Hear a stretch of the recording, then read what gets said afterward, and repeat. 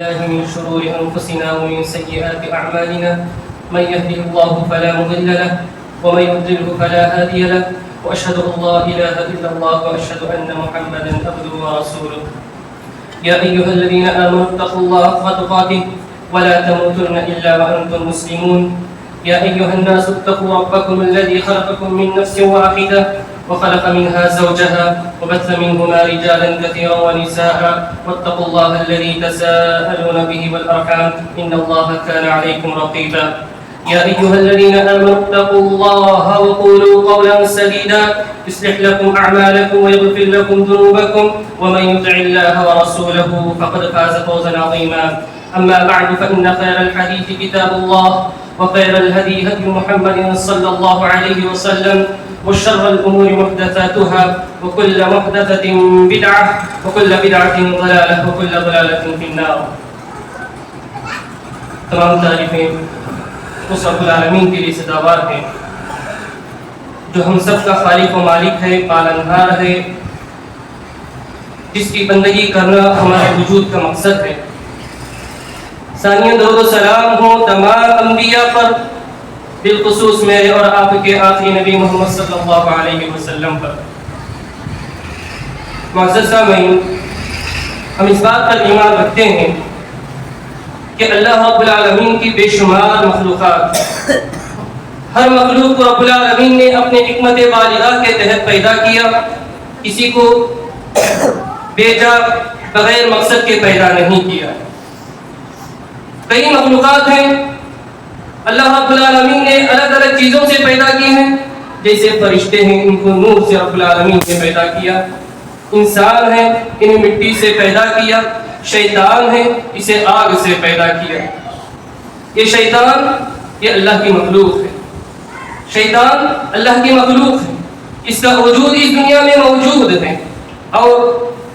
یہ انسان کا ازلی دشمن ہے. انسان کا ازلی دشمن ہے. آنکھوں سے تو اوجھل ہے لیکن اس کی دشمنی کھلی ہے. کھلم کھلا یہ لوگوں سے، انسانوں سے دشمنی کرتا ہے، لوگوں سے دشمنی کرتا ہے. اللہ رب العالمین سے اس نے اجازت مانگی، اللہ رب العالمین سے اس نے اجازت مانگی اور قسم کھائی کہ میں تیرے بندوں کو، قیامت تک آنے والے بندوں کو گمراہ کروں گا، مجھے مہلت دے دینا. رب العالمین نے اپنی حکمت بالغہ کے تحت شیطان کو مہلت دی. مہلت دینے کے ساتھ ساتھ بندوں کو 3 باتوں کا حکم دیا. بندوں کو 3 باتوں کا حکم دیا. ایک کہ کہا کہ شیطان تمہارا دشمن ہے، شیطان تمہارا دشمن ہے، اس کو تم دشمن سمجھو، تم اس کو دشمن سمجھو، اپنا دوست نہ بناؤ، کیونکہ وہ بڑا نافرمان ہے، آپ لوگوں کو گمراہ کر دے گا. رب العالمین نے کہا ان الشیطان لکم عدو مبین فاتخذوه عدوا انما يدعو حزبه ليكونوا من اصحاب السعیر. کہ یقیناً شیطان تمہارا کھلا دشمن ہے، یقیناً شیطان تمہارا کھلا دشمن ہے، تم اس کو دشمن ہی سمجھو اور وہ اپنی برادری کے ساتھ، اپنے لوگوں کے ساتھ، اپنی ٹیم کے ساتھ تمہیں دعوت دیتا ہے تاکہ تم جہنمیوں میں سے ہو جاؤ. پہلی بات رب العالمین نے یہ کہی کہ تم شیطان کو دشمن سمجھو، یہ تمہارا کھلا دشمن ہے. دوسری بات رب العالمین نے بتائی کہ شیطان تمہارا دشمن ہے تو اس کے نقش قدم پر نہ چلنا، اس کے پیروکار نہ بننا، اس کے تابع اس کی پیروی نہ کرنا. رب العالمین نے کہا یا ایھا الذین آمنوا لا تتبعوا خطوات الشیطان ومن یتبع خطوات الشیطان فانہ یأمر بالفحشاء والمنکر. اے اہل ایمان، تم شیطان کی پیروی نہ کرو، جو شیطان کی پیروی کرتا ہے اور تو شیطان اس کو بے حیائی اور منکر کا ہی حکم دیتا ہے اور بھلائی سے اسے روکتا ہے. اسی طرح تیسری بات رب العالمین نے یہ بتائی، رب العالمین یہ بندوں کے سامنے رکھی کہ شیطان سے بچنے کی کیا کیا تدابیر ہو سکتے ہیں. شیطان سے بچنے کے لیے کیا کیا تدابیر ہو سکتے ہیں، وہ تدابیر رب العالمین نے قرآن مجید میں وحی کے ذریعے نازل کی اور پیارے نبی صلی اللہ علیہ وسلم نے احادیث میں اپنے احادیث میں ان تدابیر کا ذکر کیا ہے. حاضرین آئیے دیکھتے ہیں شیطان سے بچنے کے وہ کیا اسباب ہیں جن کو اپنا کر اس کھلے دشمن کی دشمنی سے ہم اپنی زندگی کی حفاظت کر سکیں، ہمارے لیل و نہار کی ہم حفاظت کر سکیں، ہم اپنی ذات کی حفاظت کر سکیں، اپنے گھر بار کی حفاظت کر سکیں، اہل و عیال کی حفاظت کر سکیں. وہ کیا اسباب ہیں آئیے دیکھتے ہیں. سب سے پہلی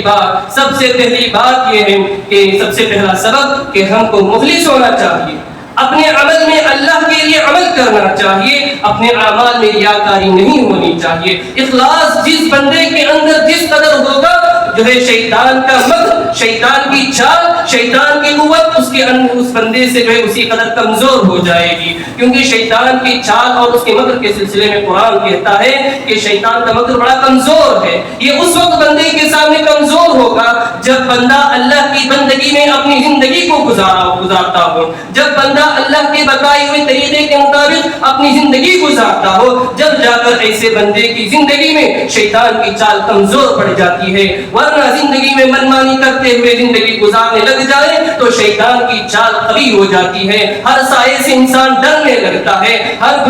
بری چیز کو شیطان سمجھ کر اس سے جو ہے ڈرنے لگتا ہے، شیطان کی چال کو اپنی زندگی میں قوی بنا لیتا ہے۔ حاضرین، جو ہے ہمیں چاہیے اپنے اعمال میں مخلص ہوں، اخلاص کو اپنائیں، اسی لیے کیونکہ شیطان نے خود اس بات کا اقرار کیا، اے پروردگارا جو ہے میں تیرے بندوں کو گمراہ کروں گا، ہر راستے سے گمراہ کرنے کی کوشش کروں گا، سوائے ان بندوں کے جو جن کے اعمال میں اخلاص ہو، سوائے ان بندوں کے جو چنندہ ہیں، تیرے منتخب بندے ہیں، جن کی زندگیاں تیری بندگی میں تیرے لیے عمل کرتی ہوں، ایسے لوگوں پر میرا کچھ نہیں چل سکتا، میں انہیں گمراہ نہیں کر سکتا، میری چال ان کے سلسلے میں کمزور رہے گی۔ خود شیطان نے اس بات کا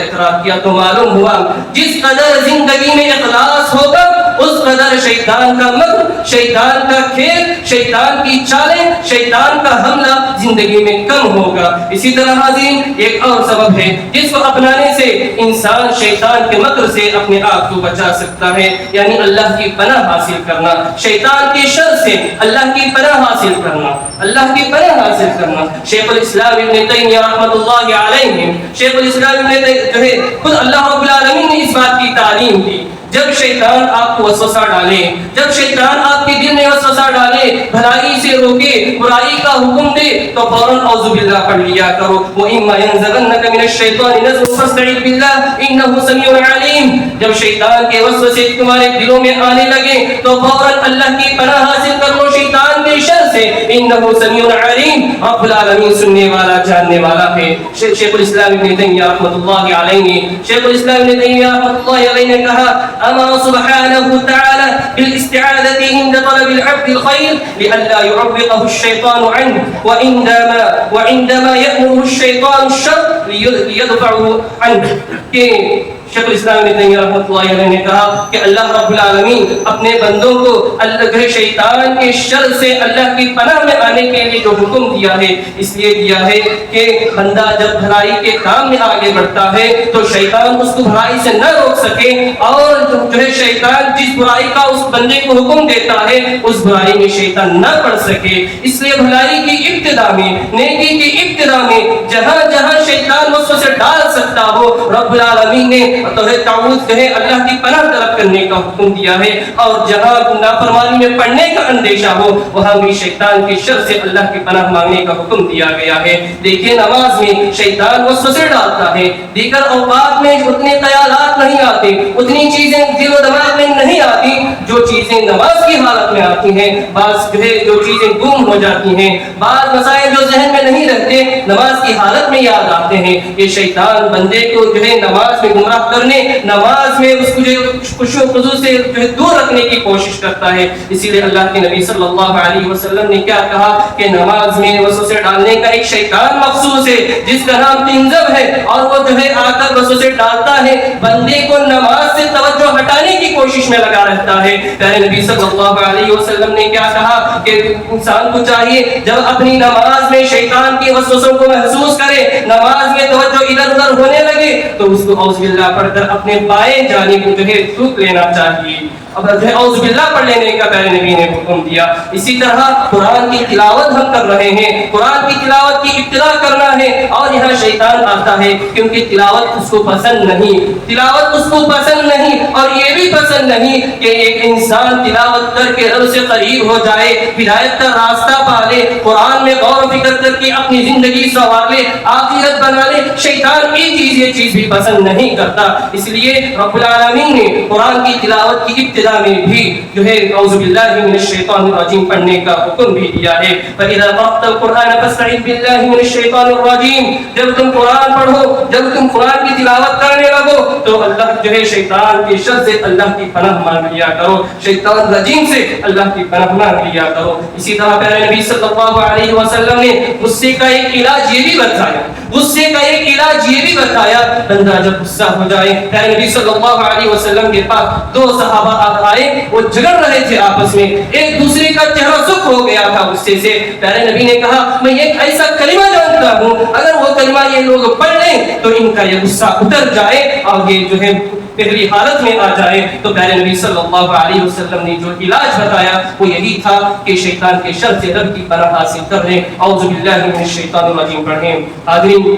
اسی طرح شیطان کے شر سے بچنے کا ایک اور سبب یہ بھی ہے کہ زندگی میں اذکار کا اہتمام ہو, زندگی میں اذکار کا اہتمام ہو, اللہ کا ذکر ہو, زبان رب کے ذکر سے تر ہو. جب ایسی حالت میں شیطان کا مکر, شیطان کی چال کچھ کام نہیں کرے گی. یاد رہے جس کی زندگی میں رب کا ذکر نہ ہو, جس کی زبان پر رب کا ذکر نہ ہو, رب کی یاد نہ ہو, اور جس کے صبح شام اللہ کے جو ہے اذکار سے بھرے ہوئے نہ ہو, جو اذکار پیارے نبی صلی اللہ علیہ وسلم نے بتائے, صبح کے اذکار, صبح کی دعائیں, شام کی دعائیں, یہ ان کا اہتمام نہ ہو اور اللہ کا ذکر کا اہتمام نہ ہو تو ایسے شخص کا دوست شیطان بن جاتا ہے. بلکہ رب العالمین نے کہا وَمَن يَعْشُ عَن ذِكْرِ الرَّحْمَنِ نُقَيِّضْ لَهُ الشَّيْطَانُ وَهُوَ لَهُ قَرِينٌ, کہ جس کی زندگی میں جو رحمان کے ذکر سے غافل ہو کر زندگی گزارتا ہو, نقید لہ الشیطان, ہم اس کے لیے شیطان کو اس کا دوست بنا دیتے ہیں. فہو لہ قرین, وہ اس کا دوست بن جاتا ہے. جب شیطان کسی کا دوست بن جاتا ہے تو اس کو بے نمازی بناتا ہے, اس کو جھوٹا بناتا ہے, اس کو دھوکے باز بناتا ہے, اس کو ظالم بناتا ہے. تو شیطان اپنے ارادے کے مطابق جس کا اپنا دوست جس کو بنایا ہوتا ہے, جس کو دوست بناتا ہے, اس کو اپنے ارادے کے مطابق زندگی گزارنے کے رہنما اصول بیان کرتا ہے, اصول جو ہے بتاتا ہے, اور انسان اس کو ہی صحیح سمجھ کر اس کو اپنا کر زندگی گزارنے لگ جاتا ہے. تو لہٰذا ہماری زندگی میں رب کا ذکر ہو, کبھی رب کے ذکر سے ہم غافل نہ ہو, ورنہ شیطان بہت جلد حملہ کر دے گا, اور حملہ ایسے کرے گا کہ بندے کو غافل کر دے گا, رب کے ذکر سے غافل کر دے گا, عبادتوں کی لذت اس سے مٹا دے گا. بندہ نماز پڑھے گا لیکن نماز میں خشوع و خضوع نہیں رہے گی, بندہ نماز پڑھے گا, نماز میں دل نہیں رہے گا, دلچسپی سے وہ عبادتیں نہیں کر سکے گا, اور جو ہے صدقہ خیرات بھی کرے گا لیکن وہ اس کو ایک بوجھ سمجھ کے کرے گا, جو ہے دل کی جو ہے اس کو جو ہے محبت کے ساتھ رب کی رضا کے لیے نہیں کرے گا. شیطان جس پر حملہ کر دے, شیطان جس کا دوست بن جائے, وہ شیطان اپنی مرضی کے مطابق اس کو چلنے کی رہنمائی کرتا ہے. حاضرین, اسی طرح پیارے نبی صلی اللہ علیہ وسلم نے کیا کہا, قرآن کی تلاوت کا اہتمام کریں, قرآن کی تلاوت کا اہتمام کریں. یہ بھی رب کا ذکر ہے, اس میں بھی رب کی معرفت ہے, اس میں رسول کی رسالت کا اقرار ہے, اس میں زندگی گزارنے کے اصول ہیں, قرآن میں آخرت بنانے کے جو رہنما اصول بیان کیے گئے ہیں. جو پیارے نبی صلی اللہ علیہ وسلم نے کیا کہا, پیارے نبی نے کہا لا تجعلوا بیوتکم مقابر, کہ تم اپنے گھروں کو قبرستان نہ بناؤ. وان الشیطان ينفر من البیت الذی تقرأ فیہ سورۃ البقرہ, کہ شیطان اس گھر سے بھاگ جاتا ہے جس گھر میں سورہ بقرہ کی تلاوت ہوتی ہے, جس گھر میں سورہ بقرہ کی تلاوت کی جاتی ہو اس گھر سے شیطان بھاگ جاتا ہے. حاضرین, آج بہت سی شکایتیں ہیں, بہت سی شکایتیں ہیں, گھروں میں لڑائی جھگڑے ہیں, پریشانیاں ہیں, سکون نہیں ہے, چین نہیں ہے, گھر سے گھر کے افراد باہر چلے جاتے ہیں, بھائی گھر سے باہر چلے جاتا ہے, لڑائی کو دیکھ کر باپ جو ہے گھر سے باہر چلا جاتا ہے, بے چینی کو دیکھ کر گھر میں سکون چاہیے, گھر میں رحمتیں چاہیے, گھر میں چین چاہیے. تو رب کے کتاب کی تلاوت کی جائے, قرآن کی تلاوت کی جائے. قرآن کی تلاوت سے گھروں میں برکتیں ہوں گی, گھروں میں سکون ہوگا, گھروں میں اطمینان ہوگا. گھروں میں اطمینان ہوگا، رب کے ذکر میں ہی دلوں کا سکون رکھا گیا ہے۔ قرآن کی تلاوت ہوگی تو شیطان بھی بھاگ جائے گا۔ ہم تلاوت چھوڑ دیے ہیں، اس لیے کئی اختلافات گھروں میں دیکھنے کو ملتے ہیں، لڑائی جھگڑے یہاں تک پہنچ جاتے ہیں کہ رشتے ٹوٹ جاتے ہیں، رشتے ٹوٹ جاتے ہیں، صلہ رحمی ختم ہو جاتی ہے، خون کے رشتے ختم ہو جاتے ہیں، یہاں تک نوبت آتی ہے شیطان کو دوست بنانے کی وجہ سے۔ اللہ کے کلام کو پڑھے ہوتے، اس کو سمجھے ہوتے، اس کو اپنی زندگی کا جو ہے شیڈول بنائے ہوتے، اس کو اپنے لائے عمل میں لائے ہوتے، تو ہماری زندگیوں میں رب کی برکتیں ہوتی، رب کی رحمتیں ہوتی، رب کی جو ہے رب کی طرف سے چین و سکون نازل ہوتا۔ خادم قرآن کی تلاوت یہ بہت بڑی چیز ہے، اس سے جو ہے بہت سکون ملے گا، گھروں میں زندگی بھی سکون سے گزرے گی۔ اسی طرح پیارے نبی صلی اللہ علیہ وسلم نے ایک اور تعلیم دی کہ سونے سے پہلے، جس کی زندگی میں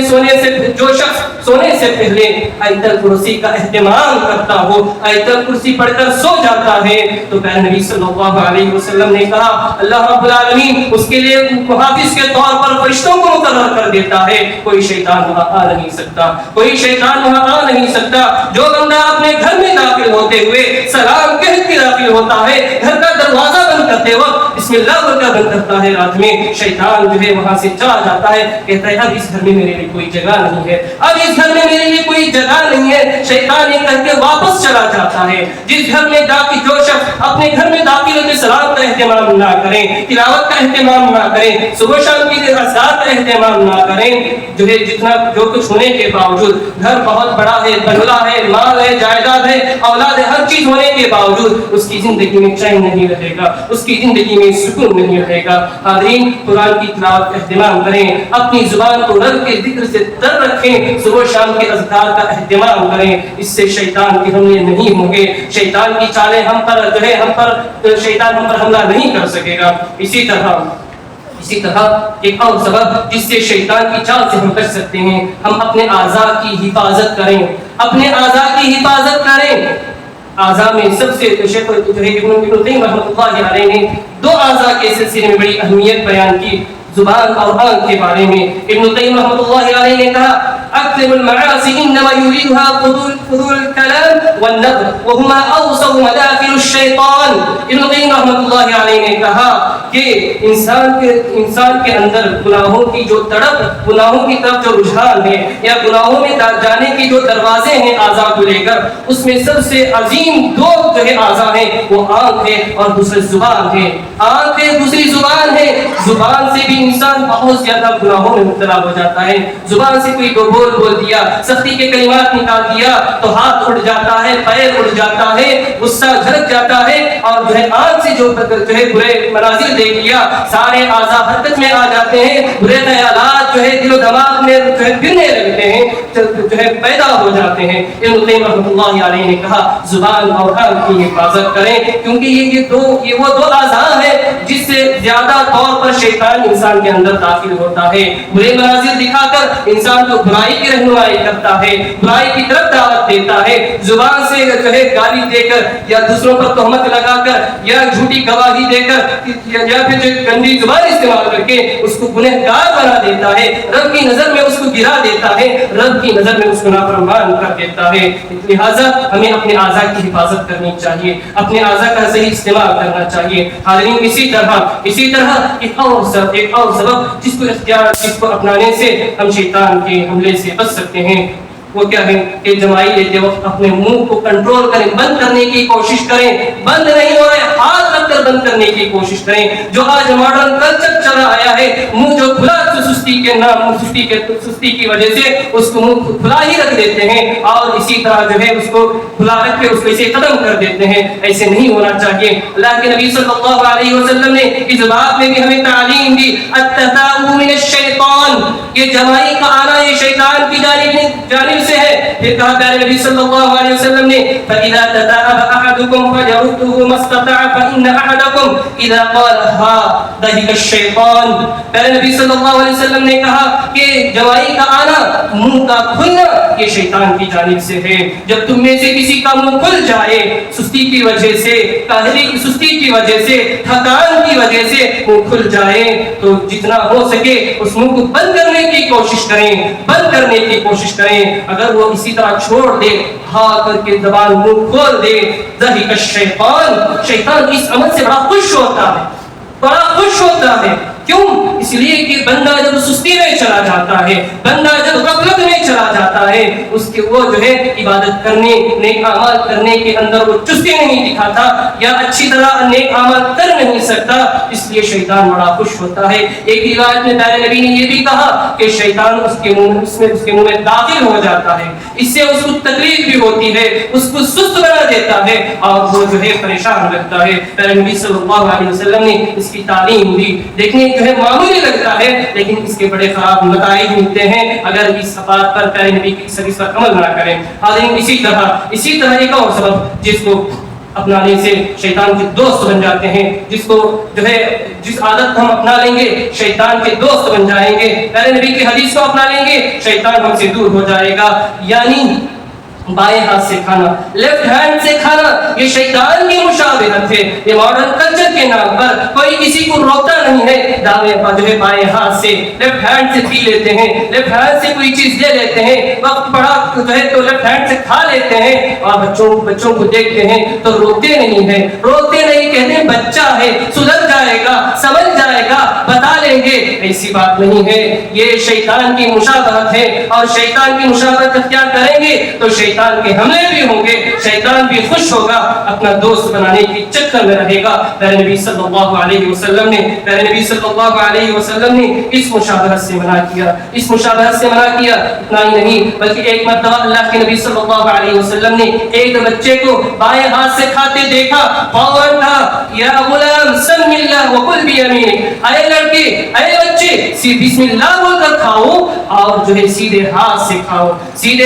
سے کھاؤ کیونکہ بائیں ہاتھ سے کھانا یہ شیطان کا کام ہے بائیں ہاتھ سے پینا یہ شیطان کا کام ہے شیطان کی مشابہت اختیار کریں گے شیطان خوش ہوگا اور دوست بننے میں دیر نہیں کرے گا تو ہمیں چاہیے خود ہم بھی سمجھیں اپنی اولاد کو بھی سمجھائیں اگر دیکھتے ہیں فوراً ٹوکیں روکیں ان کو سمجھانے کی کوشش کریں عمر مت دیکھیے بلکہ جو ہے انسان کو دیکھیے بچے کو دیکھیے یا جو بھی ہو روکنے کی کوشش کریں اللہ کے نبی صلی اللہ علیہ وسلم آداب سکھانے کے سلسلے میں احکام بتلانے کے سلسلے میں عمر نہیں دیکھا کرتے تھے بلکہ جو ہے بھلائی دیکھا کرتے تھے نجات دیکھا کرتے تھے حاضرین اسی طرح گھروں کو پاک کیا جائے ایسے چیزوں سے جن چیزوں کو شیطان پسند کرتا ہے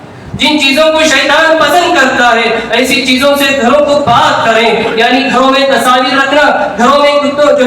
کتوں کو رکھنا یہ